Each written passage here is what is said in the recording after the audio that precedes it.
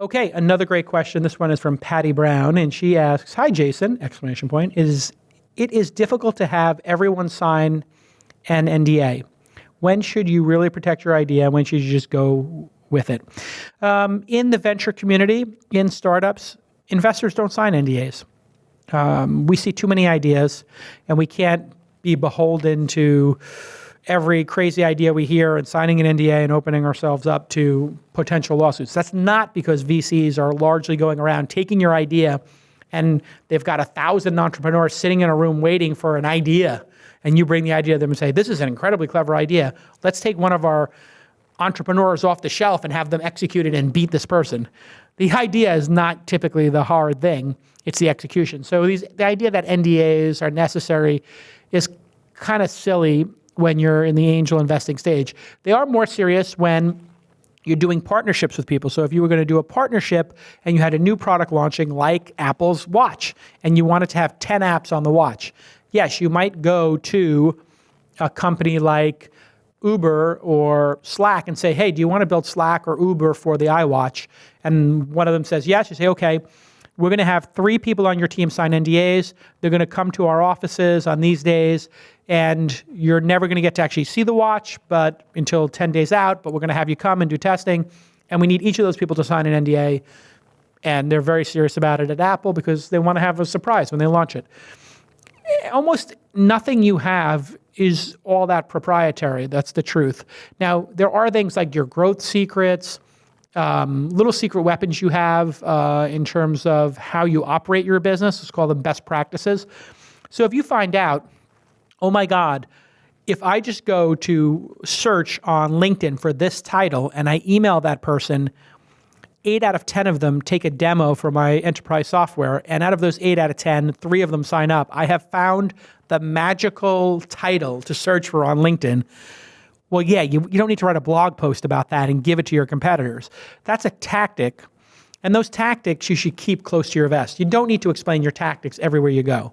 And have there been instances where information from one venture capitalist that you've given to a venture capitalist has gone to another company? It's possible, but it's not probable because VCs' reputations are very important to them. They're in it for decades. They don't want an entrepreneur going around saying, you took this idea and gave it to another person. And in fact, some VCs will say, oh, you're pitching me an on-demand company? I'm already an investor in Instacart. We probably shouldn't meet because I don't want you to feel this way. Even though it's not likely that your idea is going to be stolen or any of your techniques will be stolen, it's just they don't even want to have that mess. So VCs are highly aware of it. What does happen in terms of espionage and people trading in information is people will ask your employees to come for a job interview.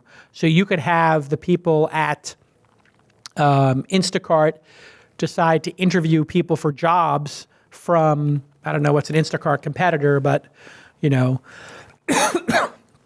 Amazon Now or something, and they might interview each other's employees and try to pump them for information during the interview process. I have heard of that before, and that's kind of dangerous. And there's very little you can do with that other than NDAs with your employees and making sure that they understand what confidential information is. And that's just a candid conversation that your HR department has to have with each employee for them to understand that do not tell anybody what we're working on. Do not tell anybody who our customers are. Do not share tactics that we do here. Do not put it on social media.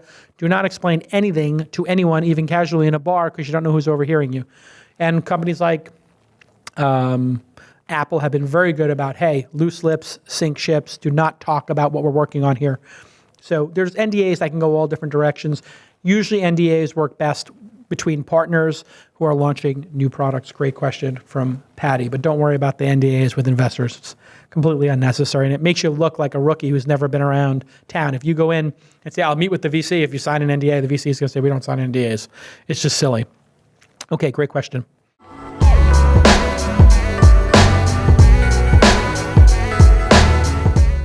Hey everybody, you know how much I love Wistia. You know how much I love having control of my videos and how they're presented and the ability to grow our mailing list at This Week in Startups. So when you go to thisweekinstartups.com, you're going to see we use a product called Wistia, Wistia.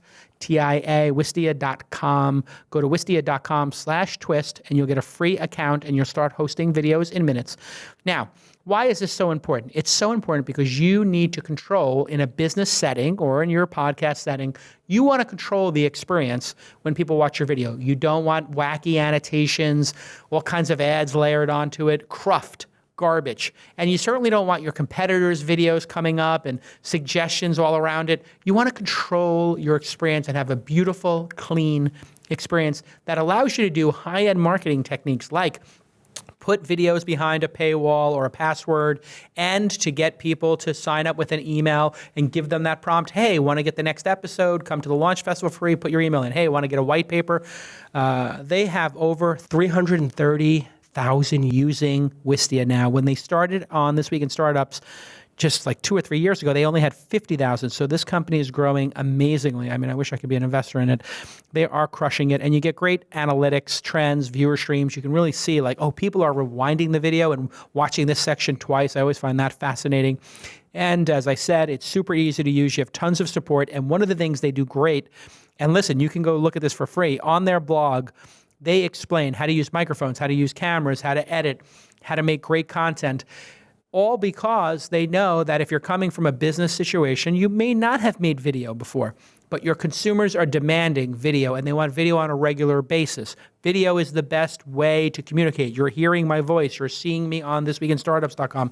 You want to watch videos when you come look at a product, service, or any website. You look for the video first, and Wistia is going to help you make and serve those great videos. They integrate with all the major email and marketing automation tools. Clients include MailChimp, Moz, HubSpot, Zendesk, Herman Miller, Sam Adams, and of course, This Week in Startups and Launch. We love it. And get their guides to build using the right microphones and lighting and setup and all that kind of stuff. It's really great hacks. Wistia.com/twist. I love this product. Go use it. Okay, let's get back to the program.